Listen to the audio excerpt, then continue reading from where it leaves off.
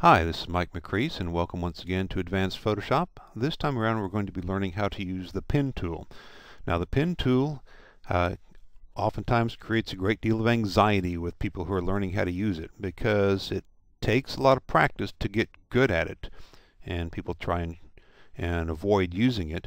But once you have mastered the pen tool, you'll find that it's a great tool to use and it's going to help you in your production work. And every graphics application has a pen tool, whether it's Photoshop or Illustrator, InDesign, Flash, or even 3D applications such as Lightwave. They've all got a pen tool, so the more experience we get with it, the better we're going to be no matter what area we go into. So let's go ahead and jump into it and get some experience at this. We're going to be creating 3 different files, 2 that deal with the pen tool directly, and then a third one that deals with the paths panel. But we're going to start out just doing a little practice file to get used to how the pen tool works. So let's create a new letter-sized document.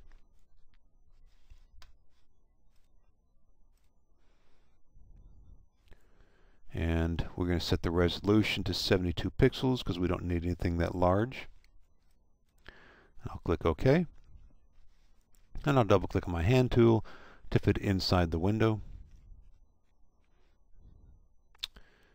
And I'm going to turn on my grid. And I'm going to do that by pressing Control or Command and apostrophe. And that turns on the grid. Now the grid is never seen on a print. It's only seen on the monitor, and it helps you get things aligned. I'm going to change the color of my grid just so that it's going to be a little bit easier to see what I'm drawing. So I'm going to go to Edit and Preferences, and if you're on the Macintosh, I believe that would be under File. Go to your Preferences, and we'll choose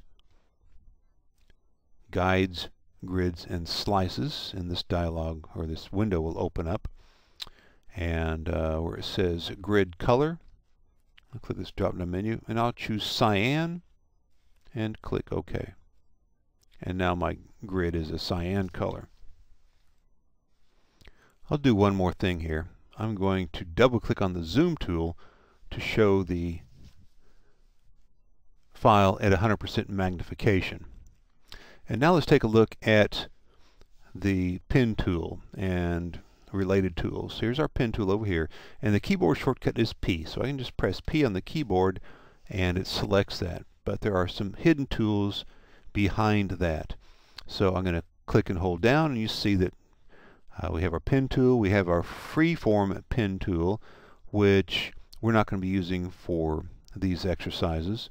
We've got the Add Anchor Point tool, the Delete Anchor Point tool, and the Convert Anchor Point tool. So we'll be using all of those tools in addition to the pen tool.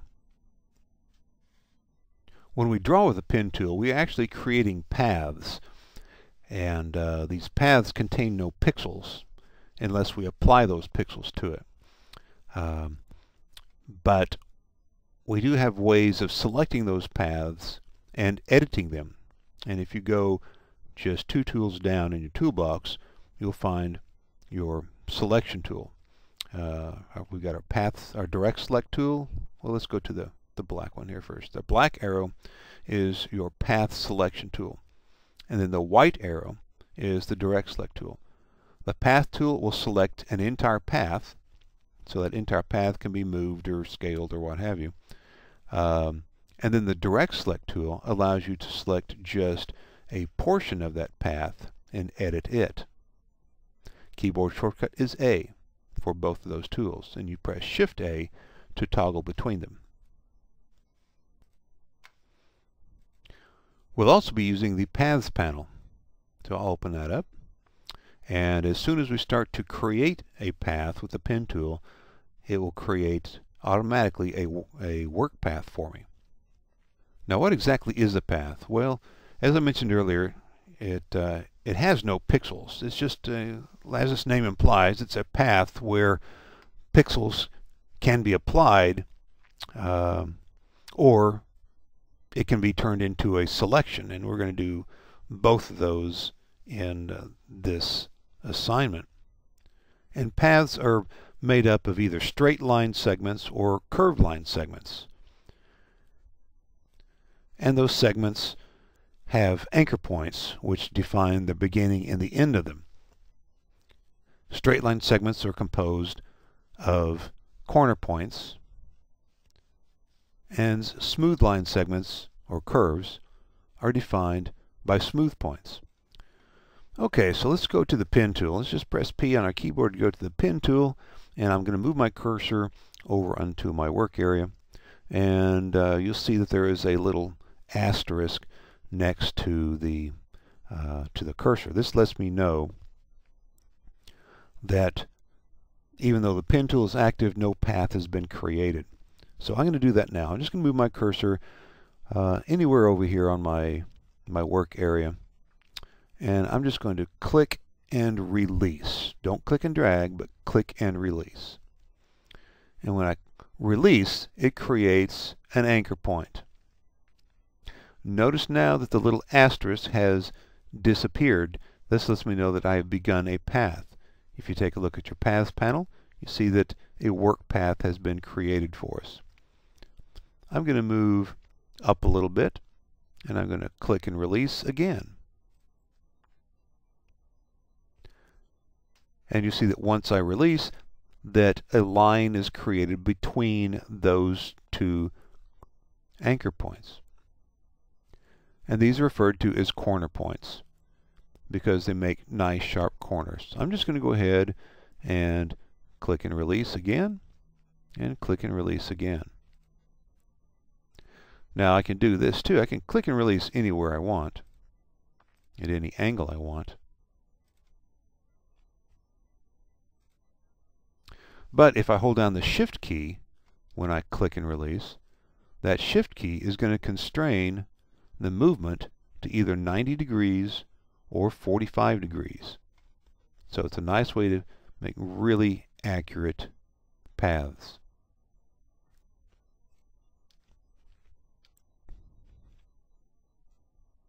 And then if I want to end my path, I can do it one of two ways. The slow way, which we don't want to do, is to come over here and click on the Move tool. The quick way to do this is to hold down your Control or Command key, which turns into a selection tool. Once that selection tool is active, we just click anywhere, any blank area on the workspace, and that ends the path. This is referred to as an open path. Let's zoom in there and see that a little bit better. And it's an open path because the beginning points and the end points are not connected. Let's make a closed path now. I'll just move over here off to the side, back to my pen tool, and I'm going to click and release here. I'll shift click here, shift click here, shift click here. And again, I'm holding on the Shift key to constrain the angle of the path to 90 degrees. And then I'll go back to the original anchor point, and you'll see that a little circle appears next to the cursor. This indicates that if I click at this point, it's going to be a closed path. So I'll go ahead and click right there, and now we have a completed square. This is a closed path because, again, there's no open ends to the path. So we've created open paths and closed paths. Okay, so let's edit these paths a little bit. I'm going to go to my Path Selection tool, and I'll click on this path. And when I do so, you'll see that the anchor points are highlighted and they are filled with a solid color. This indicates that all four of those anchor points are selected, which means the entire path is selected. And I can click and drag on that path and move it and change it.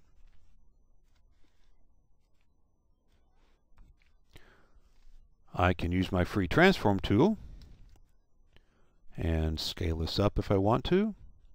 I can rotate, oops, transform it that way. I can rotate it. But whatever I do, it's transforming the entire path.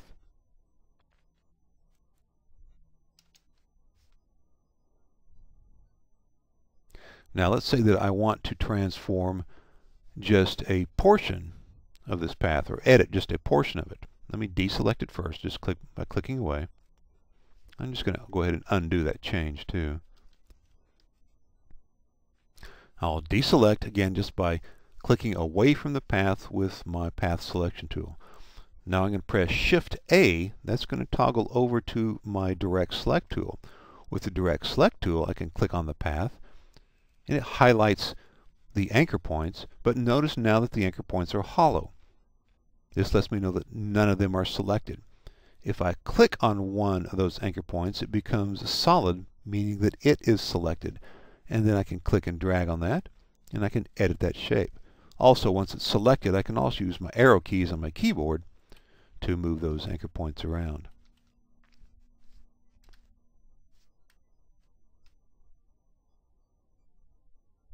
If I shift click on an anchor point, that adds it to the selection. So now both of these anchor points are selected. I can click on either one of those anchor points or on the line segment itself, and I can edit the path. If I shift click on a selected anchor point, then it deselects it, and we're back to just having one anchor point selected. I can also draw a marquee over multiple anchor points to select both of those, and then I can move them around like this. Let's go back to our open path over here. I'll zoom out here just a little bit. Let's say that we want to take this open path and make it a closed path. I'll go to my pen tool, move my cursor over one of the endpoints. It can be the first one or the last one, and you see this little box with a line going through it next to the cursor. And at that point I can click, and that activates the path again, and it also selects this anchor point, and then I can continue to click and release, and that's going to add to the path. And I can go back to the beginning point right there and click on that, and now I have a closed path. So those are the ways that we edit straight line segments. Okay, so now let's learn how to make curved line segments. To make a straight line segment, we click and release. To make a curved line segment, we click and drag. So I'll come down over here, just below our first work paths, and I'm going to click and drag. And again, I can drag in any direction. If I hold down the Shift key, it's going to constrain that motion to vertical, horizontal, or 45-degree angles. And you notice that when I click and drag, these two little arms extend out from the anchor point. Those are control arms. And there's a little circle on the end of each arm, and that is your control handle. So I'm going to click and drag up, and then let go of the mouse button. I'm dragging up because I want Photoshop to make a curve that goes up. I'll move off to the right, and I will click and drag down. By clicking and dragging down, I'm telling Photoshop that I want the curve to come back down on the other end. What we've created here are two smooth points. Up over here, we've got corner points. Smooth points define curves. I'll move off to the right, and I'll click and drag up. Move off to the right, click and drag down. Click and drag up, click and drag down.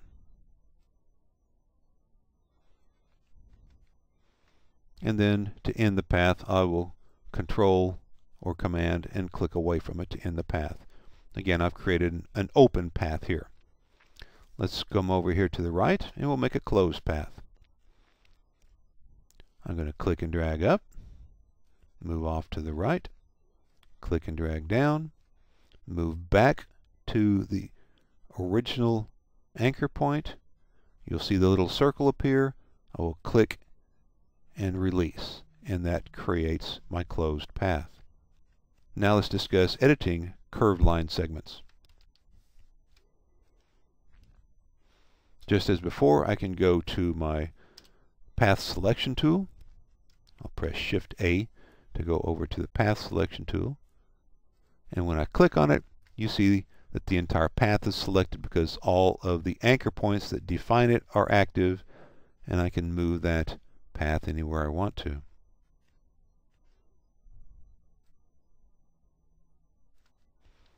If I want to edit a portion of the path, I'll press Shift A. That makes my Direct Select tool active. Then I can click on the path to reveal all of the anchor points that are on it. And you'll notice that when I click on that path, that the control arms for that curve are selected as well.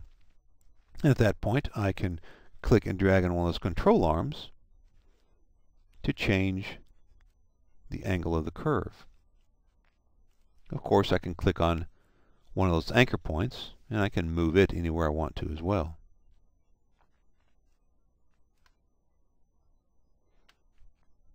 Now, as you can see, when I click and drag on one of those control arms, the one on the opposite side affects the other end of the curve. Let's say that I don't want it to affect the other end of the curve. In that case, I would hold down my Alternate or Option key and click and drag on the control arm, and then it splits that anchor point in half so that only one side is affected.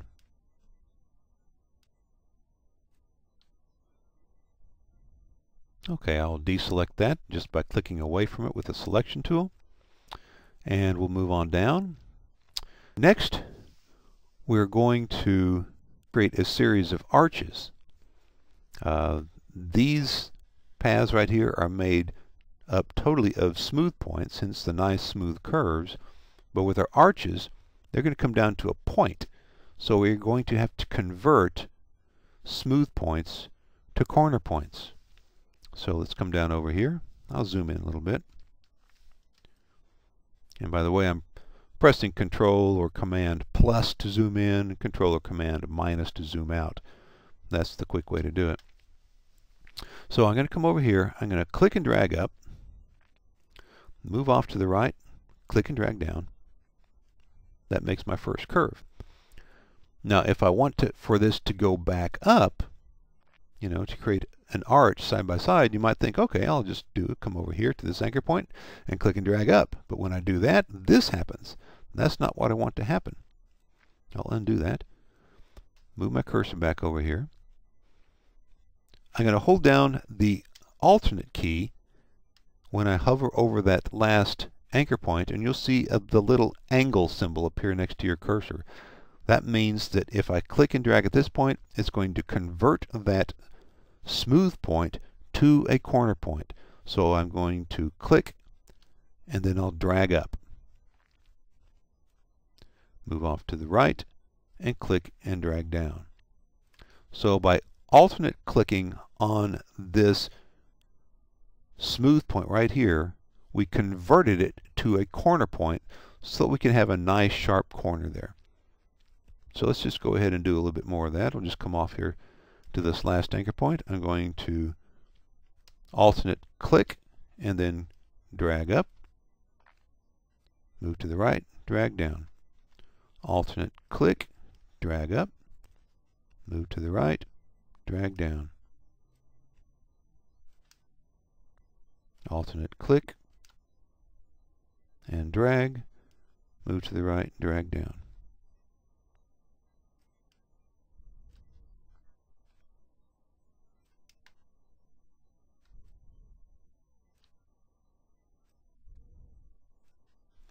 And then Control or Command click away from the path to end it. Okay, on this next exercise, let's go ahead and make a series of arches that are connected with straight line segments. So we're going to be combining straight line segments with curved line segments. Let's move down over here.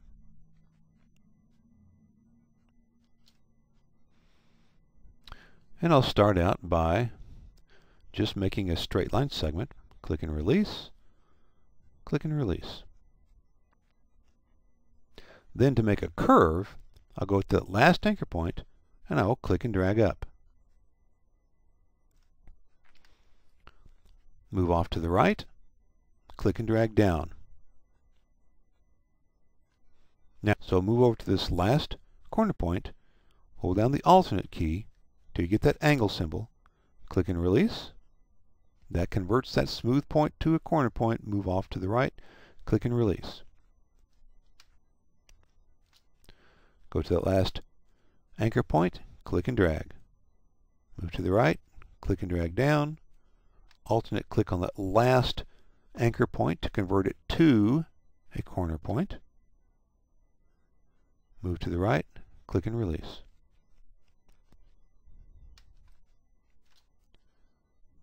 Click and drag up. Move to the right, click and drag down.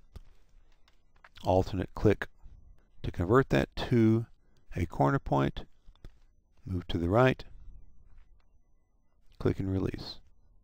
And then Control or Command click away to end the path. Okay, so next we're going to learn how to use the Add Anchor Point tool and the Delete Anchor Point tool and the Convert Anchor Point tool. Again, I'll zoom in here and I'm going to create a box. Click and release, click and release, click and release, click and release, and we're going to close it up. I'm going to make a copy of this, and to do that I'll just go to my selection tool, just press A, and then I'll press Shift A to get to the path selection tool. I will select the path, and then I'll hold down the alternate key and click and drag. By holding down the alternate key, we copy it. Let's go back to our first path. It does not have to be selected, but we're going to go back to our pen tool and we're going to choose the Add Anchor Point tool. There is no keyboard shortcut for this. Move my cursor over the top line segment, and as I approach that path, that segment, you get a little plus sign that appears there. I'm going to click and release, and that adds an anchor point. Also, you'll notice that your cursor turns into the Direct Select tool. So I'm going to click and drag and move that newly added anchor point up. And you see that when you add an anchor point, automatically makes it a smooth point. I'll deselect, and then I'll go over to my second square. Move my cursor near the top. When you see the Add Anchor Point cursor appear, I click and release. Then I can click and drag to move it up. Now on this one, I'm going to convert this from a smooth point to a corner point. And I'll do that using the Convert Anchor Point tool. I click on it, and it converts it from a smooth point to a corner point. Let's go ahead and go back to the Add Anchor Point tool. An anchor point here at the bottom. And then I'll move it up like this. Now let's say that I want to remove that anchor point. Well, then I would use the Delete Anchor Point tool. Select my path, move my cursor over that anchor point, and click, and it's gone. Okay, over here in our Paths panel, you see that we've got the work path, and our thumbnail shows the little paths that we created for it. Now, because the word work path is in italics, that lets us know that this is just a temporary work path. And if I close this file and then reopen it, this work path will not be visible. So I'm going to save it. I'm just going to double click on it, and we can rename it, but path 1 is just fine, and click OK. And you see that the text is no longer in italics. That means that this work path is now saved for us. Okay, so that finishes up our first exercise or series of exercises here. And what you want to do is repeat this, not once, not 5 times, but at least 10 times, preferably more, until these commands become second nature to you.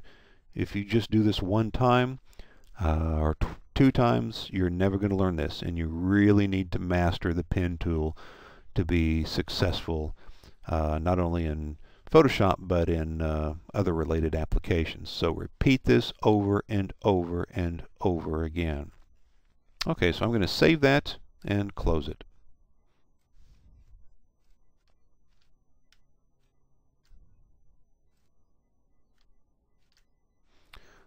Next thing I want to do is create a path and convert it to a selection. I'm going to open up the photograph called Coffee that I've downloaded from Blackboard. I'll turn off my grid by pressing Control or Command apostrophe. I'll double click my hand tool to fill it in the frame. Now in this situation, what I want to do is extract the coffee cup from the background and mask it off. And you might think, well, the quick way to do that is to use the quick selection tool. And the quick selection tool does a great job, but it's going to have trouble over in these areas over here because the value of the saucer is similar to the value of the background, and it's going to have difficulty selecting it. So we're and have a similar situation down in these shadowy areas. So we're going to use the pen tool to make a very accurate selection. Okay, so I'm going to zoom in a little bit, and I'm going to start out over in the corner of this coffee cup. I like to start out with a corner whenever possible, just because it's a nice, convenient place to begin. And a couple of rules of thumb here that we want to pay attention to. One is that you want to use as few anchor points as possible. It's going to make us a cleaner selection, and it's going to make your editing task a lot easier. The second rule is you want to put your anchor points on the beginning and the end of a curve and not in the middle of the curve. So we're going to start out that now. I'm going to start over here, and there's a tiny little straight line segment there. Let's go to our pen tool first of all, and zoom in here just a little bit more. And there's a little straight line segment here, so I'm going to click and release right there. Next, we got a big curve. And I would like to make this curve just by using 2 anchor points. So I'm going to go back to this last anchor point right here. I'm going to click and drag up, and I'm going to drag it over towards the 1 or 2 o'clock position because that's the angle of the curve that I want to make. And as far as how to draw out, how far to drag that out, that's just going to be a guesstimate. We'll come back later and edit the path once we get it drawn. So don't worry if your path is not perfect when you draw it. Let's go over here to the end of our curve, and we're going to click and drag out again. And again, you can see that my path is not accurate. Again, we're going to come back later and we'll edit that. Now I've got a very slight curve along the edge of this, of the right edge of the coffee cup. So I'm going to go to my anchor point right here. I'm going to hold down the alternate key to convert this to a corner point. And I'm going to click and drag out just a little bit like that, just barely curving it outwards. I'll come over here and click and drag out just a little bit like that. Now we're going to do another curve that comes around the lip of the saucer and stops right here. So I've got to convert this anchor point to a corner point, so I'll alternate click and drag, come over here to where the curve ends, click and drag out. Oops, let's see if we can't. That got away from us there a little bit. Let me undo that and zoom out. We can try that again. Click and drag out like that. There we go. Did a pretty decent job on that one. Now we've got a bit of a straight line here, so I'm going to alternate click here and click and release there. Next we've got another large curve that comes down over here. So I'm going to click and drag out like this, move over to the other side, click and drag like that. We've got another angle there, so I'm going to have to convert that to a corner point.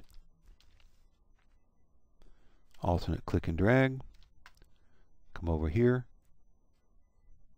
and click and drag.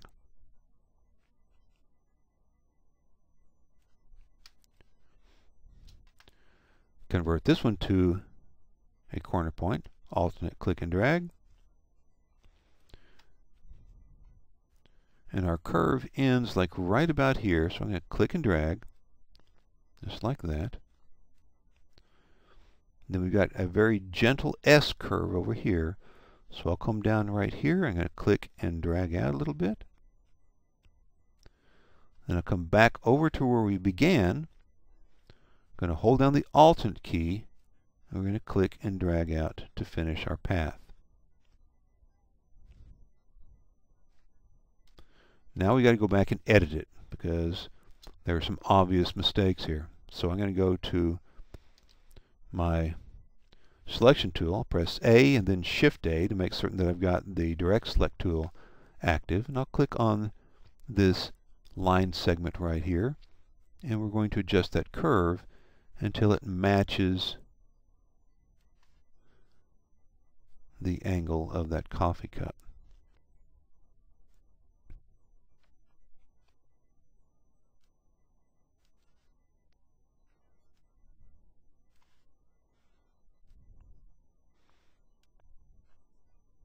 Now it looks pretty good. Over here on the side, let's take a close-up look at that and see what we got.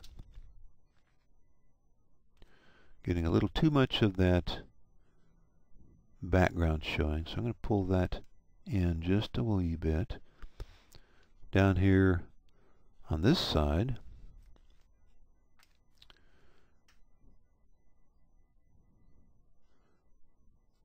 I'll pull this down a little bit here and pull this one out a little bit there. That looks pretty good. Down here you see that my anchor point is off a little bit, so I'm going to click and drag that anchor point in just a little bit there like that. Zoom out, line that up, line this one up,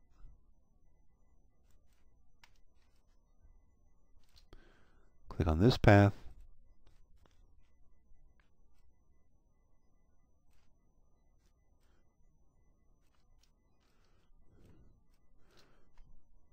and any other errors that we see, we'll just adjust those.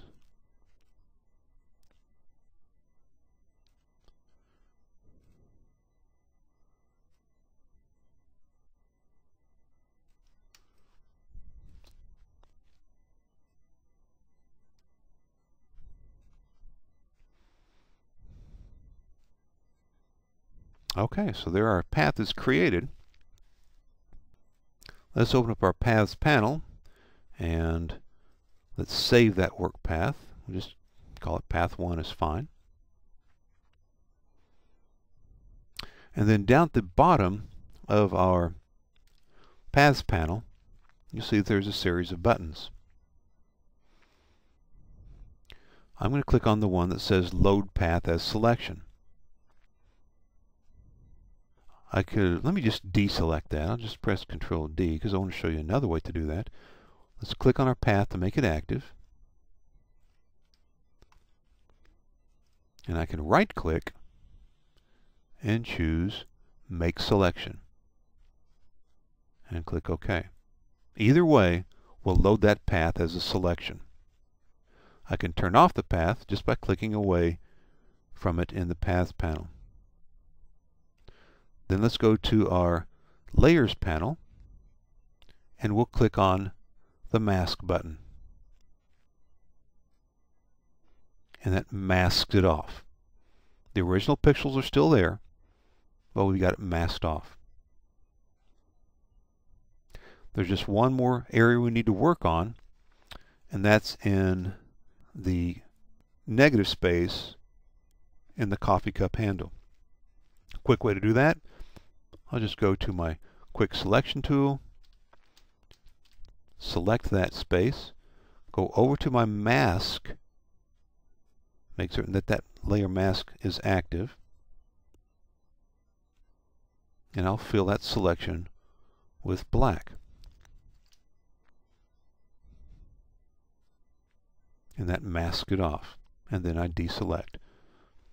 And now my coffee cup has been extracted from the background. So save this file, and we'll move on to our next exercise. On this third exercise, we're not going to be using the Pen tool, but we are going to be using the Paths panel. I'm going to create a new file. I'm going to make it US paper preset, which is going to be 300 pixels per inch. And I'm doing this because if I set it to 72 pixels per inch, my text is not going to appear very smooth, and I want it to look really, really nice. So let's just go ahead and make that letter size 300 pixels per inch, and we can call this, we can name it now, and we can call this neon type, and click OK. And then I'm going to rotate this 90 degrees. So image and image rotation and 90 degrees. And I'll double click on the hand tool to fit it in the window. Now what we're going to be doing is taking some type and making it look like it is a neon sign. So let's go to our horizontal text tool, and we're going to set our font to Myriad Pro. Regular is fine. We're going to set the point size to 250 points. And by default, your text color should be set to black. And I'm going to come over here, I'm going to click, and I'm just going to type in the word Adobe. You can type in anything you want, but I'm just going to type in Adobe. I will double click on the baseline to select the text. And by holding down the alternate key in the left and right arrows, I can bring those letters closer together or farther apart. Ordinarily, I'd want them to be fairly close but not touching. In this case here, I want them to be a little bit further apart. That looks about right. Let's go ahead and center this in our work area. I'll go to my selection tool, press Ctrl or Command A, and we're going to center it.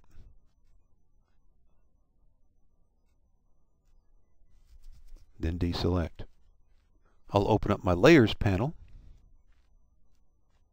and I'm going to hold down the Ctrl or Command key and click on the text thumbnail to load it as a selection. I'm now finished with it, so I will hide it. But I'll create a new layer, which I'll call Neon.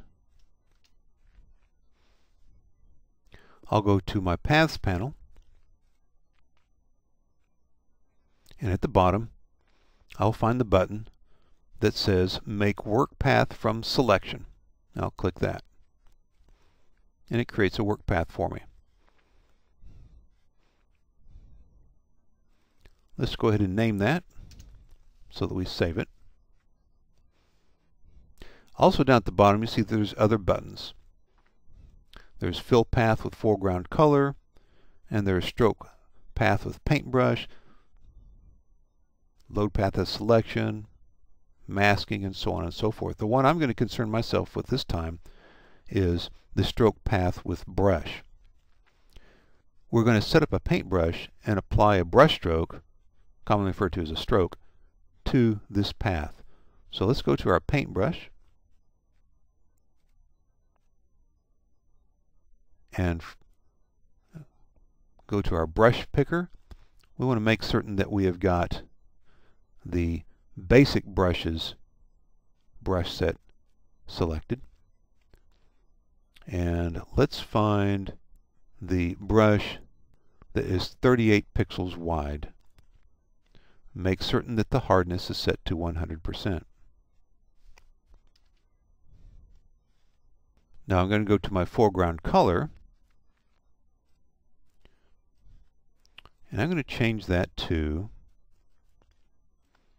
kind of a nice reddish orange.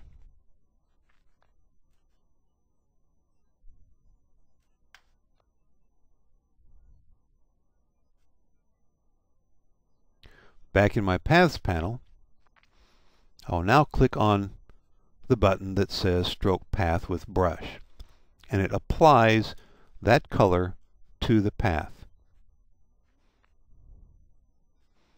I'm going to go ahead and deselect that path just by clicking in a blank area in the Paths panel. I'll go back to my Layers panel, and on the background layer, let's fill that with black.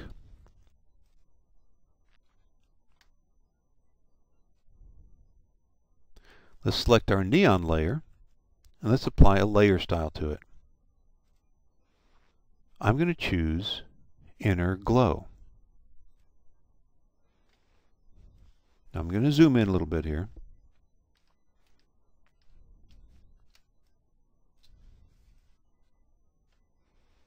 And for the glow color, I'll choose a nice dark red.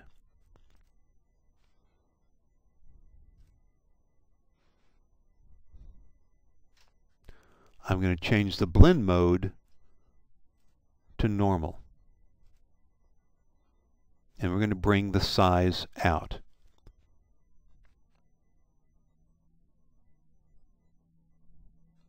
In my case here, about 25 to 30 pixels looks pretty good.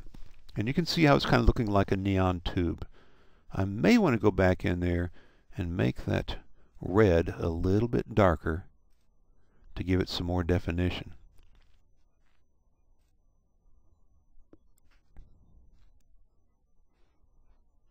Now let's add an outer glow to it. So let's click the outer glow option in the Styles section. Let's change our color to probably back to a dark orange.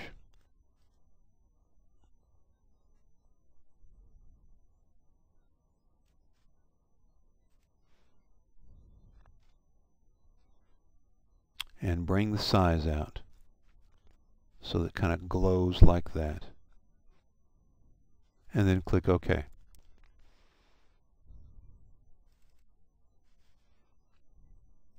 And there is our finished neon effect. Now you can go back and change that. You may have to go back and tweak it. I think I'm going to go back and tinker with the outer glow a little bit because it doesn't look quite right to me. Maybe I made that too dark. Or maybe I should make it more red. I don't know. But we'll play around with that a little bit until we get the effect that we're after.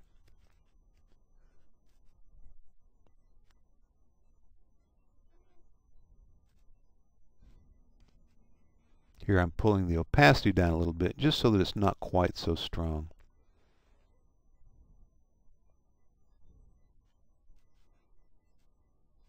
Okay, so send all three of those files to me on Blackboard.